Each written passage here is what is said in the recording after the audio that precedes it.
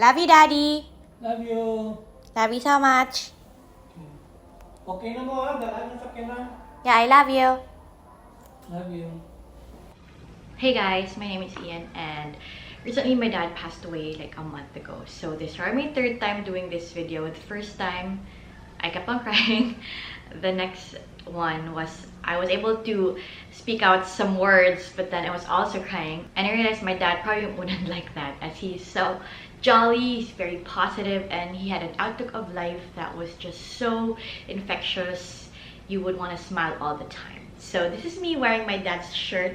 This was a competition with his gun club friends wherein they held a competition for him, and I also have a championship medal of him even though I haven't gone to the shooting range in a very long time. But anyway, it's been more than 40 days.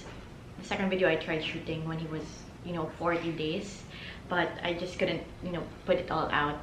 And at that time I was actually shooting right at the spot where my dad was staying at, probably during his final days, and that was my room back at home.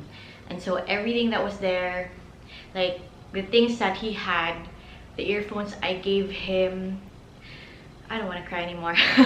The earphones I gave him, the shirt that I got him, and everything that I have given him, he kept close to him. And maybe that was because I wasn't in Iligan as often and I was always in Manila.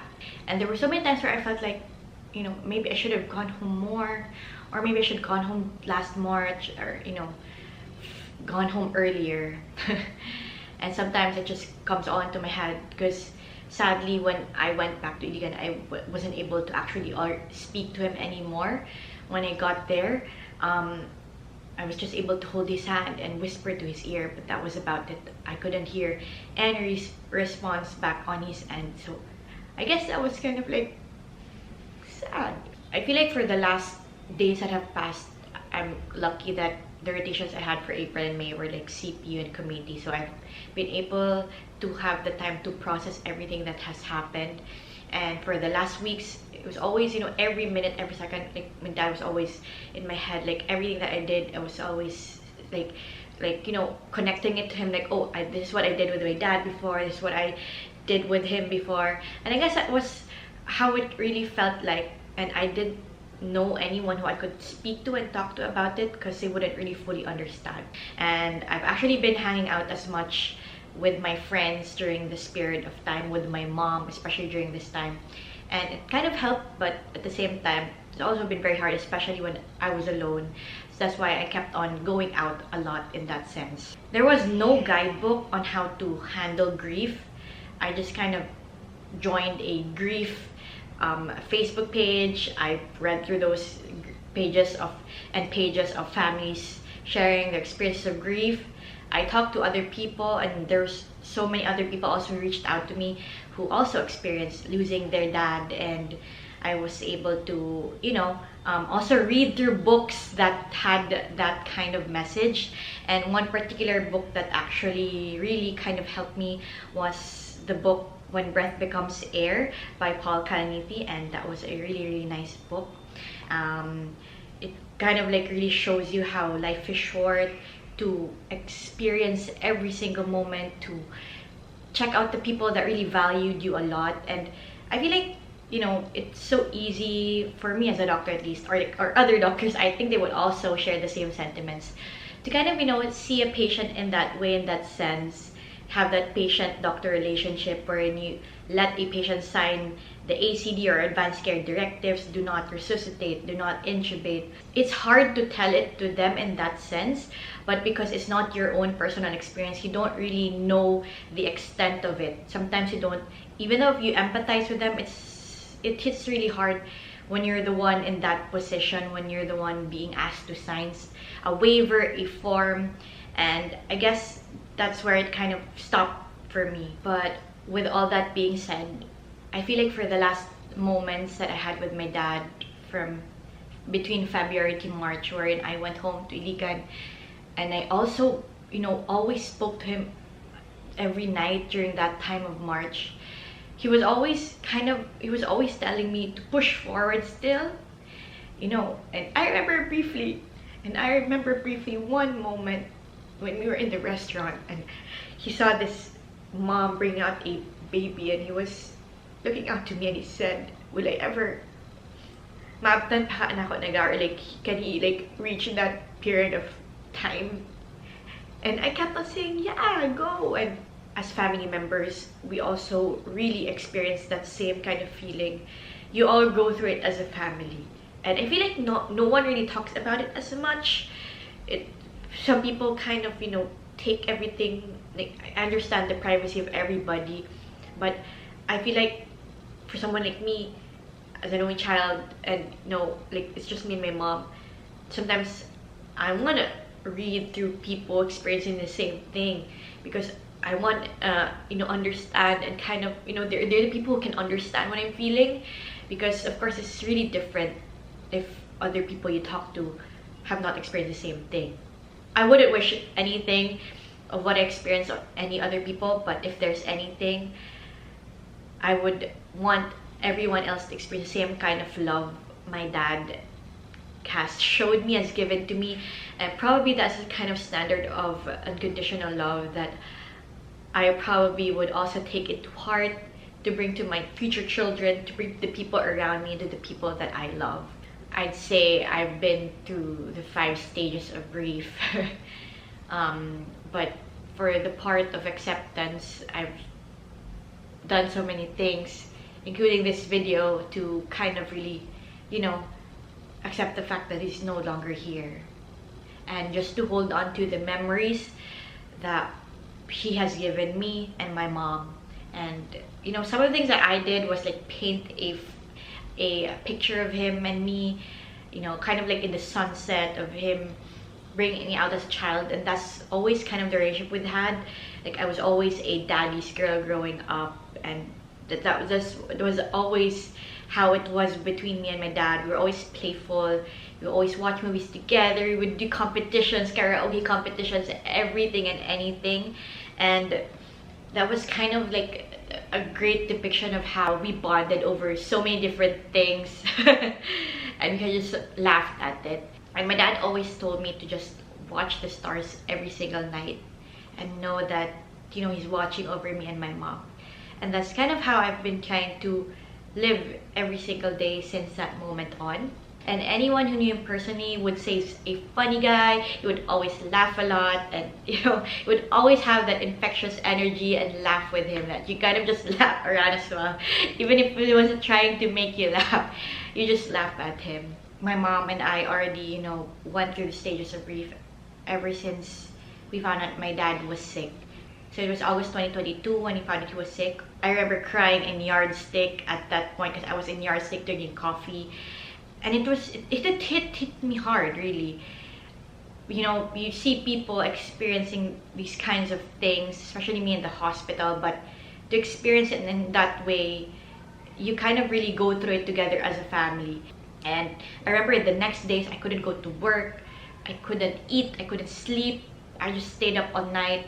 But at the same time, I also wanted to make the best out of everything. So I remember the next day, instead of just fully crying, it was almost his birthday, so I bought him a gift. I bought him his favorite shoe. I just really wanted to make the best out of every moment. And my dad, he promised that, you know, he would walk me down the aisle. That was one of his promises to me when he was sick. And I remember at that time, I was pushing JL to propose to me. And actually, I didn't know that it was already like back in April na he asked permission pala. And so, in short, my dad already knew. Ever since that August of 2022, I documented every single moment. I would take out my camera all the time. We would shoot videos. I would like shoot him while he was doing something. I remember letting him draw a strawberry because strawberry is his favorite fruit, and I wanted, you know, I was thinking, oh, maybe he could have a tattoo of his favorite fruit. So I let him draw strawberry, but the way he drew the strawberry was so funny, but still I have it here with me, so actually super cute. Maybe in the future I would get it as a tattoo, but not now, in the near future. He kept on saying that he lived a great life. And I remember having that Turkey trip with everyone, and he told, you know, one of his sisters that the hot air balloon was worth it. It was probably like one of the best experiences I had in life. And I feel like as you grow older, that's how it should be. I remember after passing the boards, that was what I had in mind really, was to go home.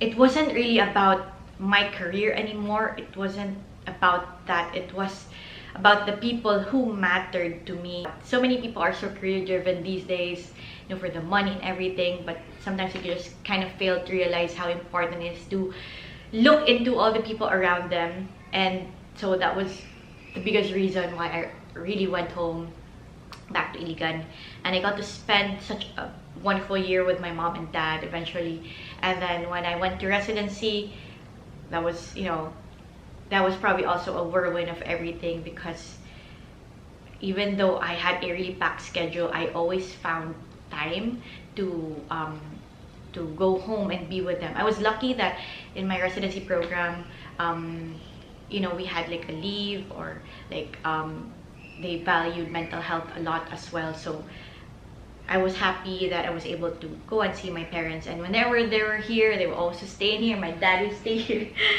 in this bed. So I guess I also value so many memories here. The denial part was so easy in that sense, because I didn't really tell anyone. My dad was sick, so we were going through it, you know, together with my mom and Jam and some of my few friends who knew at that time, because they were also there when, you know, my dad told me. I remember just kind of like never crying in front of my dad. It was always looking strong in front of him, and at the same time at work, I would always just go to the bathroom, cry there for like a mere 5 minutes, and just kind of go back and, you know, pretend like nothing happened. Especially like when I have a patient that, you know, was going through a rough time, and his father was there. It was like a father-daughter thing. I would see that. It was kind of really hard on me, and like no one really knew that. It was so easy to kind of deny it in that sense. And even with daddy, he was still so jolly with everything.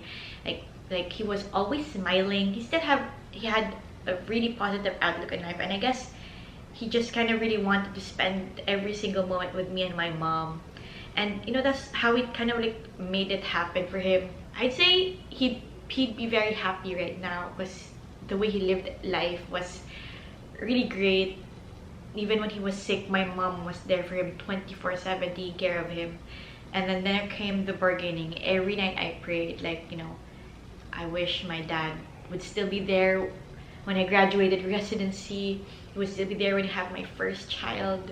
I knew as a doctor what his sickness was, and I knew by statistics, I knew everything. That's why when I read Paul Kaliniti's book, I kind of related to everything. Kind of, you know, this is how really it really is, you know, when you kind of understand what's going on, but at the same time you really hold on to hope. And so that's what we both did. We held on to hope. We traveled, we went to Cebu, you know, we kind of spent every single moment together. My dad was just smiling and happy, and that was what made it amazing, because his last moments really were fun. We made it fun for him. At that moment, I felt like I stopped in my tracks, and I realized there were so many things that I was also learning from everything that happened.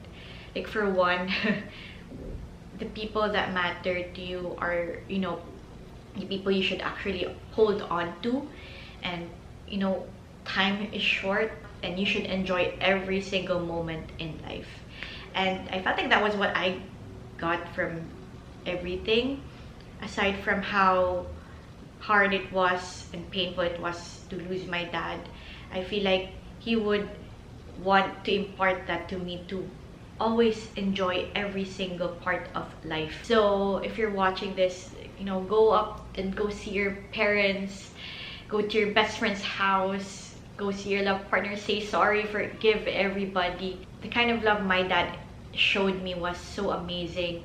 I talked to a friend, and you know, she told me that, you know, with grief, it's love. It's a deep love that has nowhere to go. And I feel like that deep love has to be channeled somewhere else. So in that sense, this tribute to my dad, how amazing it is to make art for him, to honor his legacy, and just to be the person that he would be proud of. So if you're watching this and you also, experienced the same thing, you lost your dad, time really heals everything. And if anything, if the grief you're holding on to is just so lonely, I think that you should turn that grief as well into, and understand that grief is a deep love that, has nowhere to go yet, but can go somewhere in that sense. If anything, I also want to thank everyone for loving my dad as much as I love him. You guys don't know this, but he actually enjoyed reading through the comment section whenever I post videos of him, and he always ask me, Olga, how's the video doing? Or he would always also ask me like, Olga, we should make another video so they can also watch us. And it's actually very cute. He was very, very supportive of everything. So if you feel sad like me, just look up into the stars, count the stars, and if it's twinkling, no, it's your dad saying hi. And also this shirt is amazing. I learned a lot. Thank you for all the condolences. Thank you for everything. Thank you for the support you've given me and my mom. The kind words and everything. We're so grateful. And of course, thank you for loving my dad as much as we love him. And I feel all the love coming from the internet across the community we created. So thank you, thank you, thank you. And also know that my dad loves all of you so much. And he's so thankful for all of you. So thank you guys, and I love you all.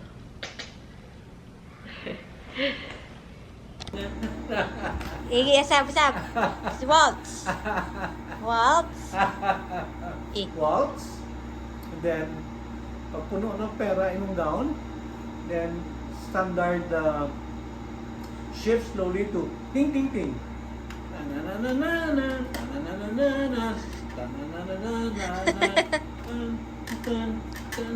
Memorize niyo mo.